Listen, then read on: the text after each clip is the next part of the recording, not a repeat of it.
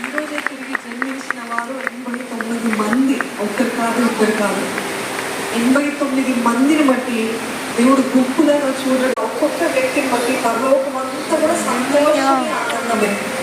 నమ్ముతున్నారా?